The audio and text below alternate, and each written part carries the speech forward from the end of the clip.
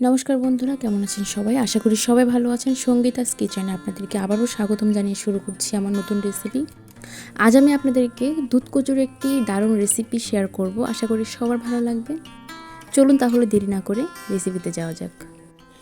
তো দেখতেই পাচ্ছেন এই কচুগুলোকে আমি উপরের ছালটা ছাড়িয়ে ঠিক এভাবে গোল গোল করে কেটে নিচ্ছি। এবার ওই কচুগুলোকে অল্প অল্প করে আমি মিক্সারে ব্লেন্ড করে নিব। খুব ভালোভাবে এটাকে ব্লেন্ড করতে হবে। ঠিক দেখতেই পাচ্ছেন, ব্লেন্ড করার পর ঠিক এরকমটা দেখতে হবে।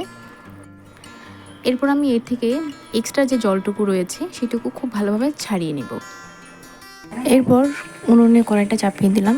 এরপর এই কচুগুলোকে জল ছাড়া খুব ভালোভাবে এটাকে সেদ্ধ করে নিতে হবে।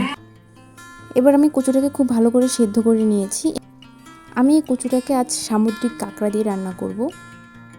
এজন্য শুরুতেই উনুনে কড়াইটা চাপিয়ে দিলাম। এরপর কড়াইয়ের মধ্যে কাঁকড়াটা আমি ঢেলে দিলাম। দিয়ে কিছুক্ষণ নেড়ে চেড়ে সামান্য একটু হলুদ গুঁড়ো দিয়ে দিলাম।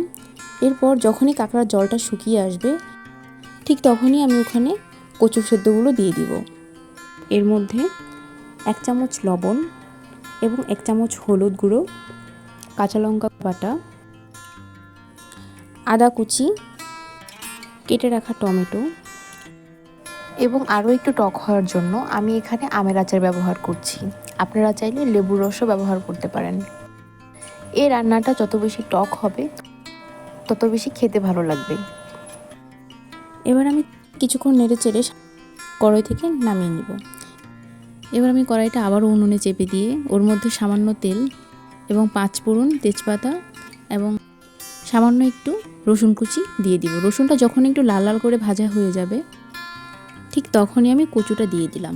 কচুটা দিয়ে খুব ভালোভাবে নেড়ে চেড়ে ওর মধ্যে সামান্য একটু ধনেপাতা দিয়ে দিলাম। এই রান্নাটা যদি একদম শুকনো শুকনো করে রান্না হয় তবে খেতে খুবই দারুণ লাগে। তাই আমি একদম শুকিয়ে যাওয়া পর্যন্ত উনুনেই রাখবো। এরপর যখন এটা একদম শুকনো শুকনো হয়ে যাবে তারপর কড়াই থেকে নামিয়ে গরম গরম ভাতের সাথে সার্ভ করব।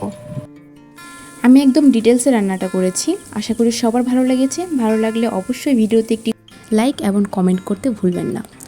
ধন্যবাদ পুরো ভিডিওটি দেখার জন্য। Bye bye.